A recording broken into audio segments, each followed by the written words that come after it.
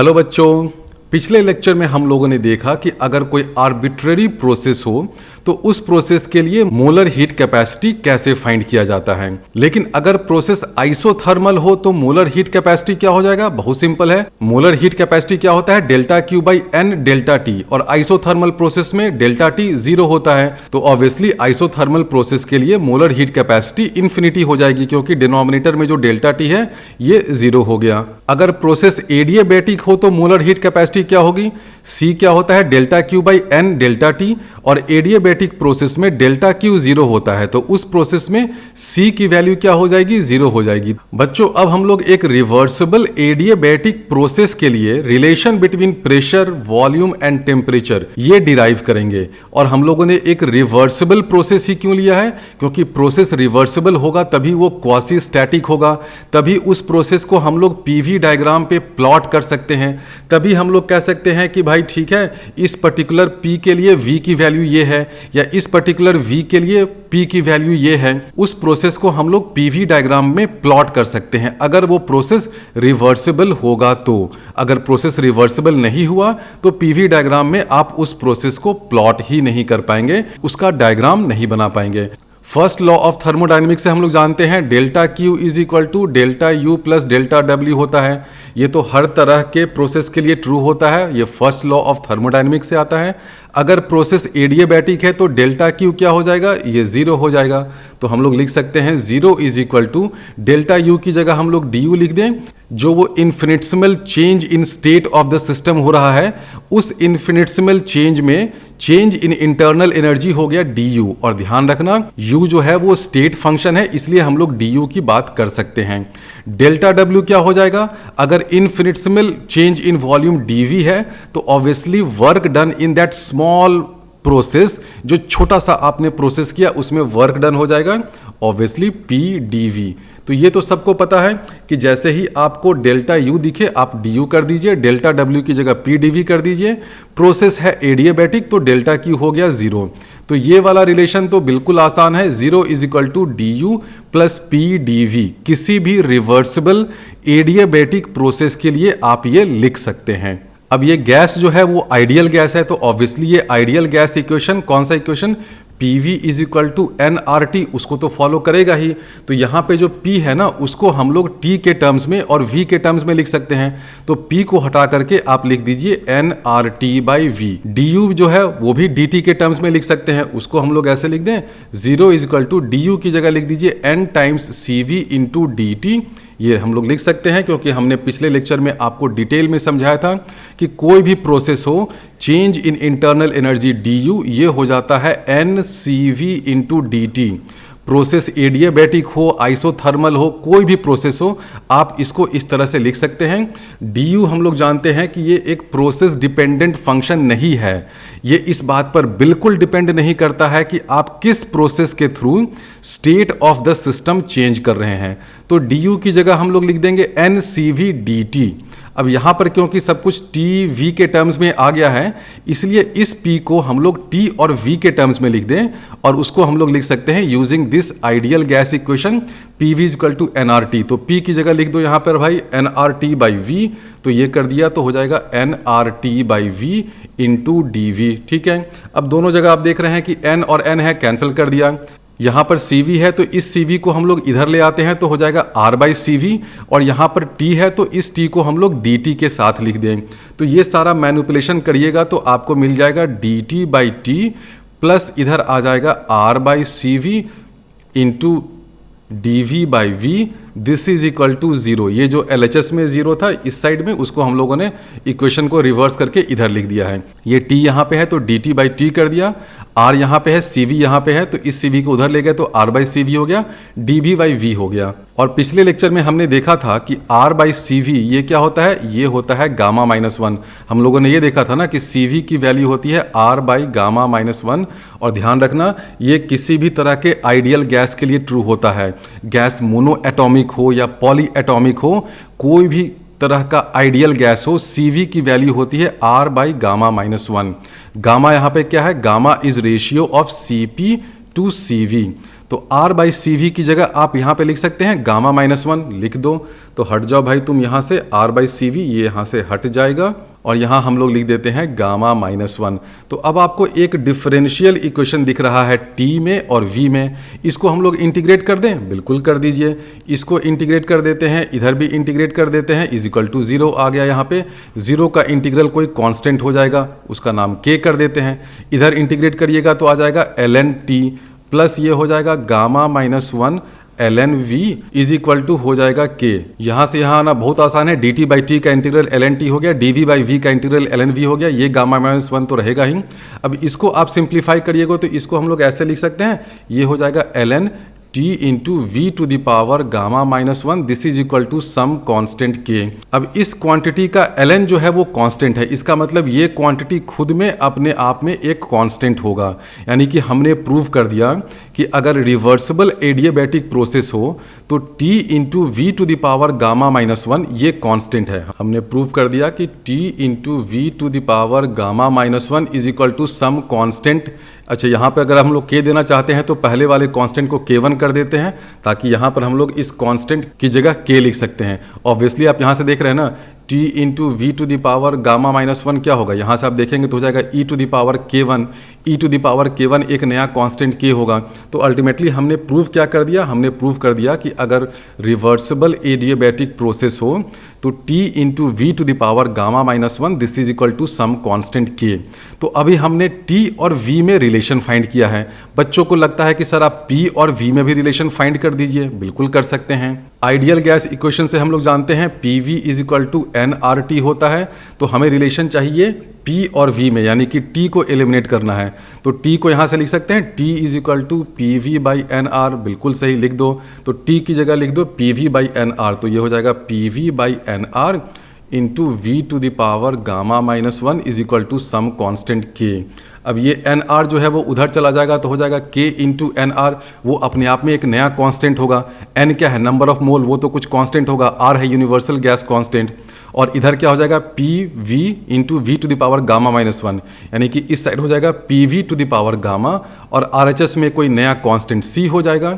तो हम लोग इसको ऐसे लिख दें, हम लोग लिख सकते हैं p into V to the power gamma this is equal to some constant c।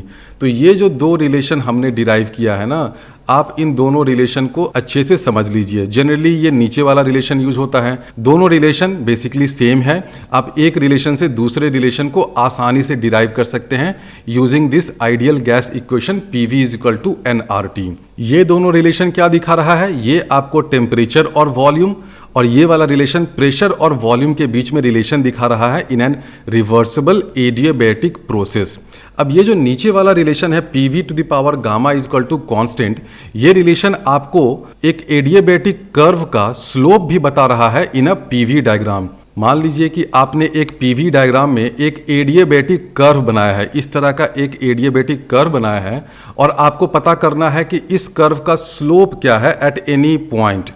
उस पॉइंट पे अगर इसका हमें स्लोप फाइंड करना है तो क्या करिएगा, आपको फाइंड करना है स्लोप, यानी कि आपको फाइंड करना है dp बाई dv। कोई भी कर्व अगर इस तरह का होता है y इक्वल टू fx, तो स्लोप ऑफ कर्व कैसे फाइंड करते हैं, dy बाई dx फाइंड करते हैं ना। तो यहाँ पे देखो y की जगह क्या है p है और x की जगह है v, तो हमें फाइंड करना है dp बाई dv।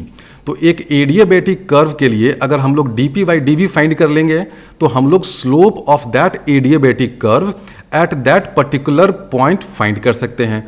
तो dp बाई dv हम लोग यहाँ से फाइंड करेंगे तो हो जाएगा, प्रोडक्ट रूल लगाइए तो हो जाएगा p into gamma into V to the power gamma minus one. पहले हम लोगों ने v को डिफ्रेंशिएट किया, प्लस यहाँ पर आ जाएगा dp by dv into V to the power gamma this is equal to 0। c है तो ये कांस्टेंट तो 0 हो जाएगा जब इसको डिफ्रेंशिएट करिएगा। अब इसमें V to the power gamma यहाँ है, यहाँ पर है V to the power gamma minus one. इसको सिंप्लीफाई कर लीजिए, बहुत सिंपल अलजेब्रा है, तो आपको मिल जाएगा dp by dv this is equal to minus gamma times p by v।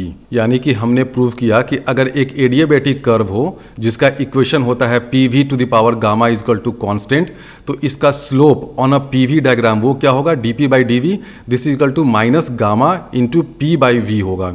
अब यहाँ पर एडियाबैटिक के बदले अगर एक आइसोथर्मल होता तो क्या होता, आइसोथर्मल में क्या हो जाता है, ये होता है ना PV is equal to constant होता है, ऑब्वियसली ये वाला C और ये वाला C अलग अलग होगा, लेकिन इक्वेशन ऑफ एन आइसोथर्मल तो ये होता है PV इक्वल टू C, क्योंकि हम लोग जानते हैं आइडियल गैस इक्वेशन से PV इक्वल टू nRT होगा, और प्रोसेस अगर आइसोथर्मल है तो टेम्परेचर कांस्टेंट है, यानी कि ये पूरा nRT कांस्टेंट हो गया, यानी कि आइसोथर्मल के केस में PV इक्वल टू C होगा। तो आइसोथर्मल के केस में देखो यहाँ पे गामा है तो गामा की जगह 1 हो गया। तो अगर हमें एक आइसोथर्मल प्रोसेस का स्लोप फाइंड करना हो ऑन अ पीवी डायग्राम तो क्या हो जाएगा, सेम डिफरेंशियल कैलकुलस आप यूज करिए, बस गामा की जगह 1 कर दीजिए तो हो जाएगा -P/V। आप इसको वैसे भी डिफरेंशिएट कर दीजिए ना, PV इक्वल टू C है तो हो जाएगा dP/dV इंटू V प्लस यहाँ पर आ जाएगा P, this is equal to 0। इसको हम लोग लिख सकते हैं dP/dV, this is equal to -P/V। ये किसका स्लोप है, ये हो गया slope of an isothermal line, ये हो गया slope of an adiabatic line. और आप जानते हैं कि गामा जो है वो ऑलवेज ग्रेटर देन 1 होता है, क्योंकि गामा क्या होता है, गामा होता है CP/CV का रेशियो, और CP जो है वो हमेशा CV से ज़्यादा होता है। यानी कि आपको यहाँ से ये दिख रहा है कि एक एडियाबेटिक लाइन जो है वो आइसोथर्मल के कंपैरिजन में ज़्यादा स्टीप होता है। दोनों देखो नेगेटिव स्लोप वाला कर्व है, देखो दोनों के स्लोप में माइनस है, यहाँ भी माइनस है। P और V ये सब तो पॉजिटिव क्वांटिटी है ना, P भी पॉजिटिव है, V भी पॉजिटिव होगा, गामा भी पॉजिटिव है, तो दोनों का स्लोप नेगेटिव है, यानी कि दोनों का स्लोप डाउनवर्ड है। यानी कि अगर V इंक्रीज करेगा तो P डिक्रीज करेगा। दोनों जो है वो नेगेटिव स्लोप वाला कर्व है, डाउनवर्ड स्लोपिंग कर्व है। तो ऐसा कुछ मान लो ये आइसोथर्मल हो गया।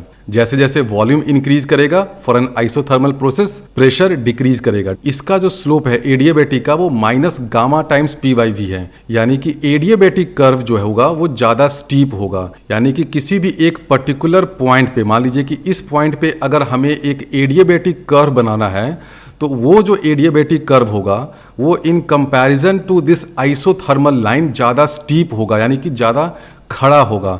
ज़्यादा खड़ा होगा यानी कि इस तरह का कुछ लाइन होगा, ऐसा होगा। तो ये ब्लू वाला लाइन आइसोथर्मल लाइन है और ये रेड वाला लाइन एडियाबेटिक है, और दोनों कर्व देखिए डाउनवर्ड स्लोपिंग है। यानी कि अगर आप वॉल्यूम इंक्रीज कर रहे हैं, यानी कि एक्सपेंशन अगर होगा तो प्रेशर डिक्रीज करेगा।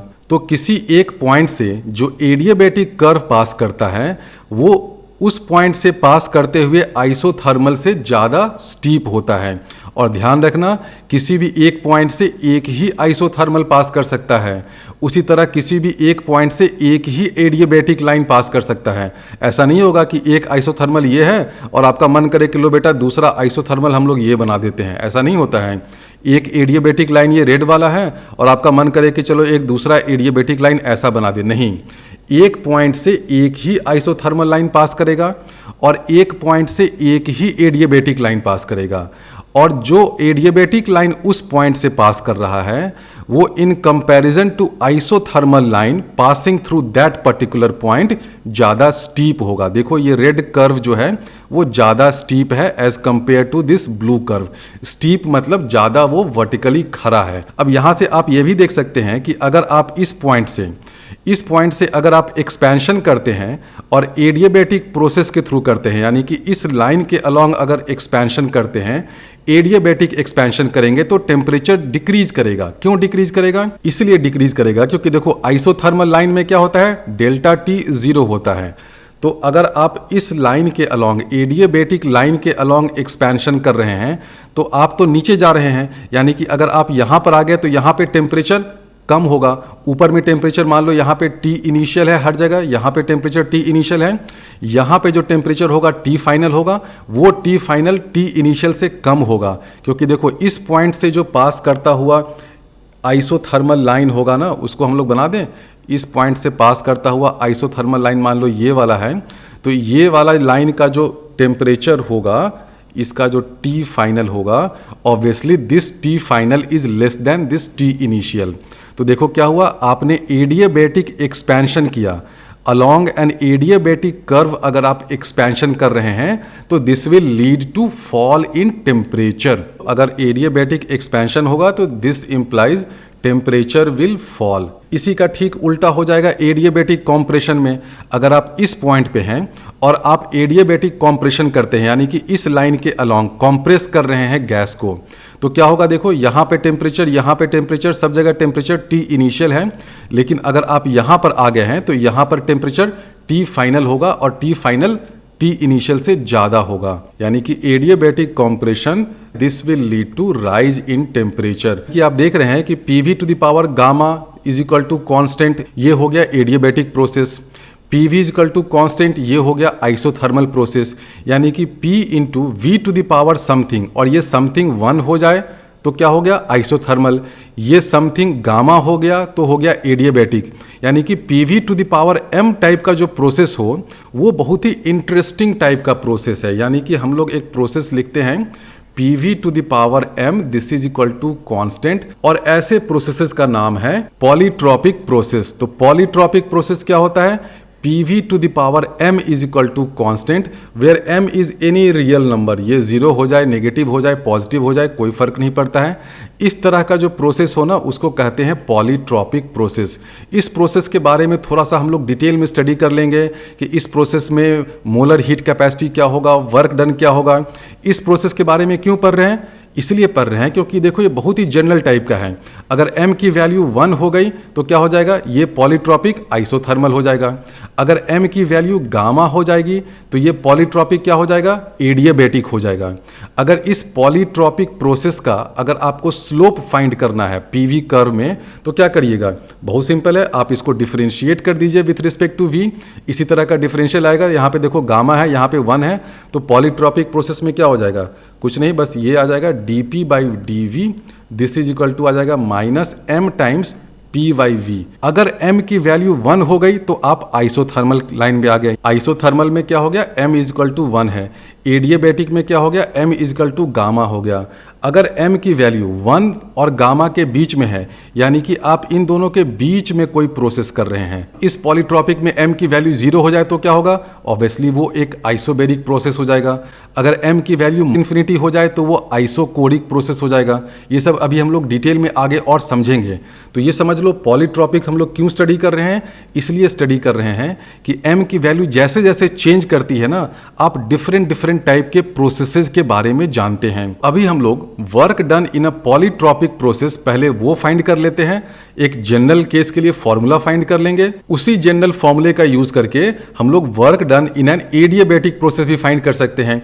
m की जगह हम लोग गामा लिख देंगे तो हमें मिल जाएगा work done in an adiabatic process. तो हम लोग फाइंड करते हैं work done in polytropic process. Polytropic process क्या होता है, P V to the power m this is equal to constant c।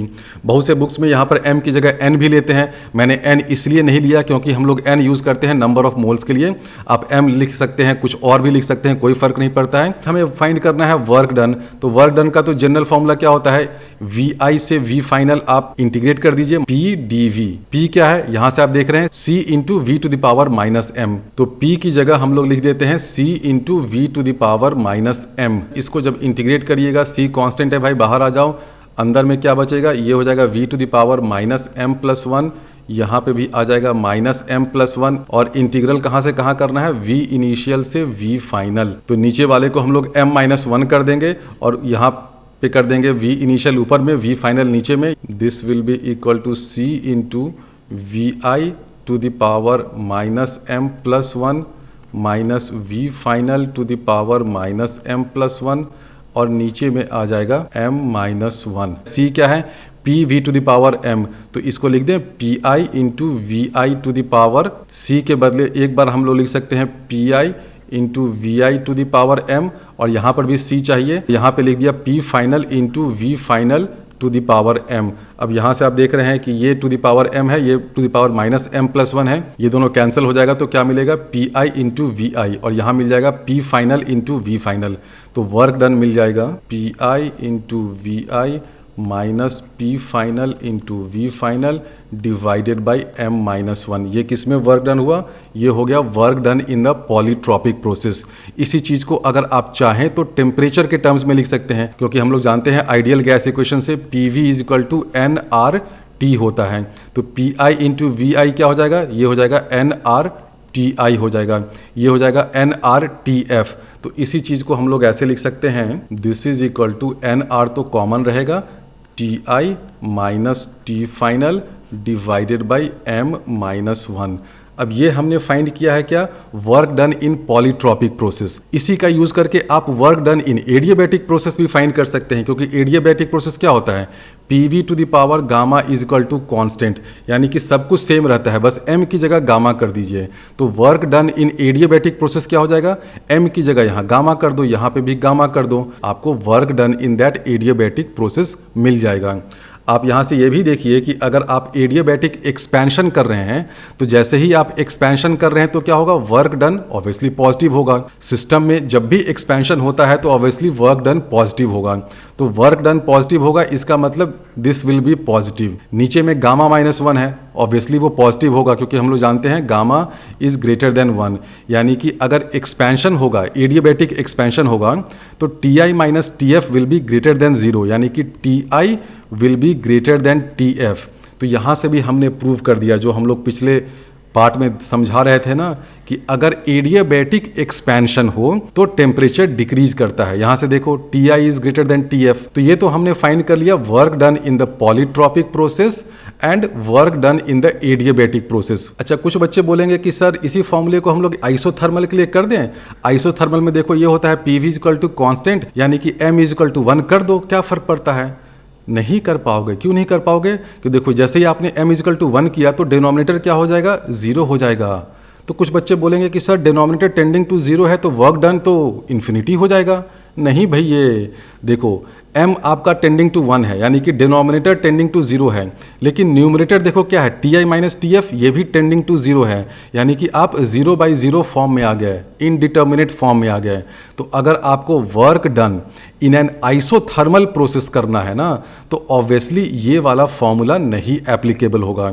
आप यहाँ से भी देख सकते हैं ना, ये फॉर्मूला हमने कहाँ से लाया, यहाँ से लाया, integral of v to the power -m dv। और इंटीग्रल कैलकुलस से हम लोग जानते हैं कि ये इंटीग्रल ये होता है किस केस में, जब m is not equal to 1। अगर m 1 हो जाएगा तो क्या हो जाएगा, dv/v, इसका इंटीग्रल तो ln v होता है।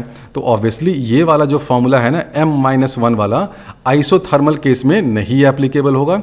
उसके केस में आप सीधे dv/v करिए, आंसर वही होगा। अगर m की वैल्यू 0 हो जाती है तो क्या हो जाएगा, तब वो आइसोबैरिक प्रोसेस हो जाएगा, P is equal to constant हो जाएगा। तो देखो m की वैल्यू अगर आप 0 कर दोगे तो यहाँ 0-1 हो गया, वर्क डन देखो ये हो जाएगा, 0-1 कर दो तो वर्क डन क्या हो जाएगा, P final into V final minus P initial into V initial, ये हो जाएगा। तो आइसोबैरिक प्रोसेस में वर्क डन फाइंड करना तो बहुत आसान है ना, उसके लिए इतना लंबा फॉर्मूला कौन लगाएगा। लेकिन ये मैं बता रहा हूँ कि अगर m की वैल्यू 0 हो जाए, यानी कि आइसोबैरिक प्रोसेस हो जाए, तब भी ये फॉर्मूला करेक्ट होता है।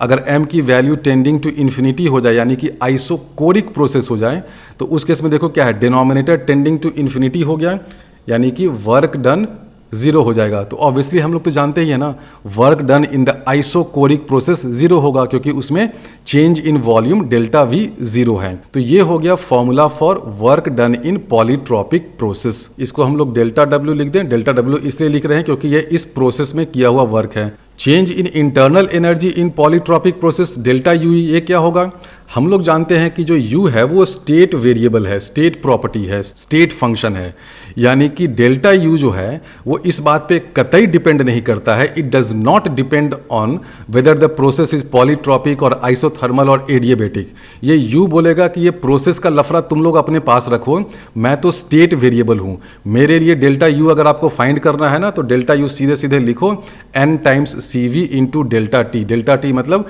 T final minus T initial. तो ΔU की वैल्यू तो सेम इतनी ही आती है ना, प्रोसेस पॉलीट्रॉपिक हो या एडियाबैटिक हो या आइसोथर्मल हो, कोई भी प्रोसेस हो। ये वाला जो फॉर्मूला है ना, कहाँ से डिराइव हुआ था, DU is equal to n times CV into DT, यहाँ से हमने डिराइव किया था और बताया था कि देखो ये जो DU वाला फॉर्मूला है ना, ये हर तरह के प्रोसेस के लिए एप्लीकेबल होता है, क्योंकि U इंटरनल एनर्जी एक स्टेट फंक्शन है, ये प्रोसेस पे डिपेंड नहीं करता है। तो DU is equal to n into CV into DT हो गया, तो ΔU is equal to n into CV into ΔT हो गया। तो ΔU की वैल्यू क्या हो जाएगी, ये हो जाएगी n CV। CV हम लोग जानते हैं क्या होता है, R बाई गामा -1, तो हो जाएगा n R by gamma -1 into T final minus T initial. तो हम लोगों ने इस पॉलीट्रॉपिक प्रोसेस के लिए ΔU फाइंड कर लिया, क्या हुआ, NR by gamma -1 T final minus T initial. हम लोगों ने डेल्टा डब्ल्यू भी फाइंड कर लिया है, यहाँ से देखो डेल्टा डब्ल्यू भी फाइंड कर लिया है। तो अब अगर कोई हमसे पूछे कि इस पॉलीट्रॉपिक प्रोसेस में डेल्टा क्यू क्या होगा तो कैसे फाइंड करोगे? बहुत simple, first law of thermodynamics लगाओ, delta Q is equal to delta you plus delta डब्ल्यू, यानी कि ये वाला डेल्टा यू और ये वाला डेल्टा डब्ल्यू दोनों को ऐड कर दो।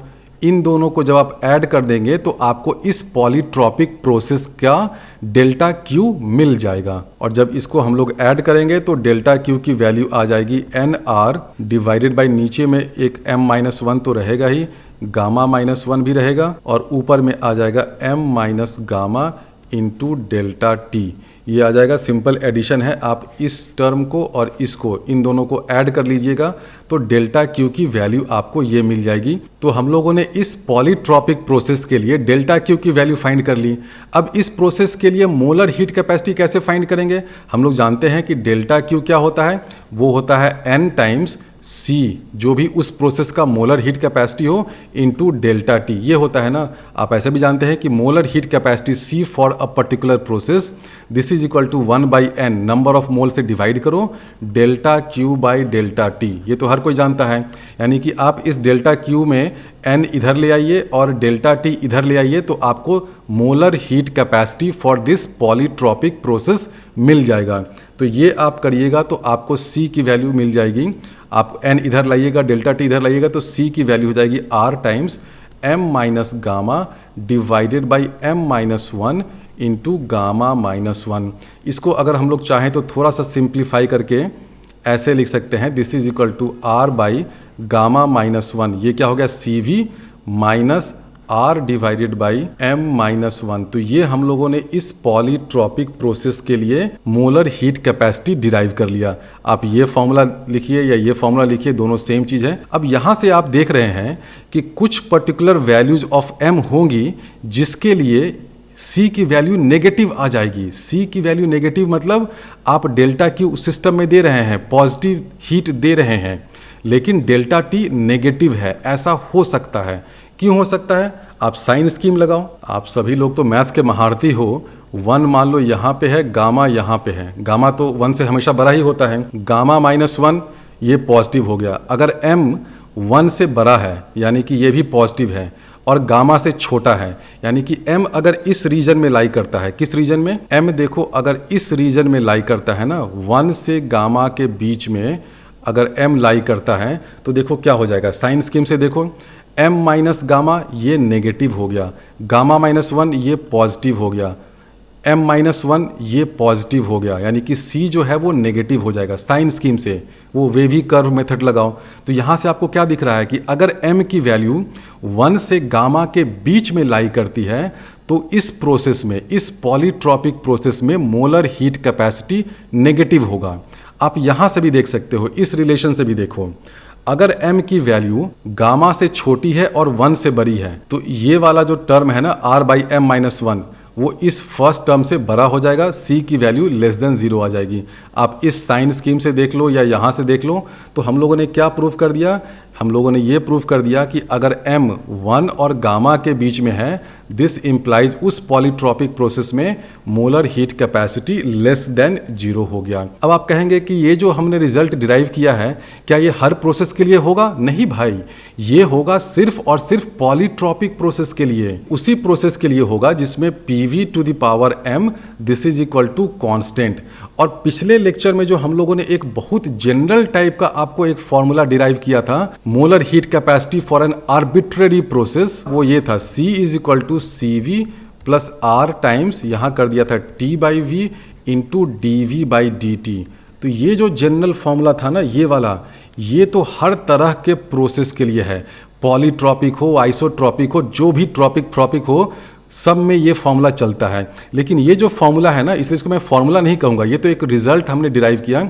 ये सिर्फ एप्लीकेबल होगा इस तरह के प्रोसेस के लिए, PV to the power m is equal to constant.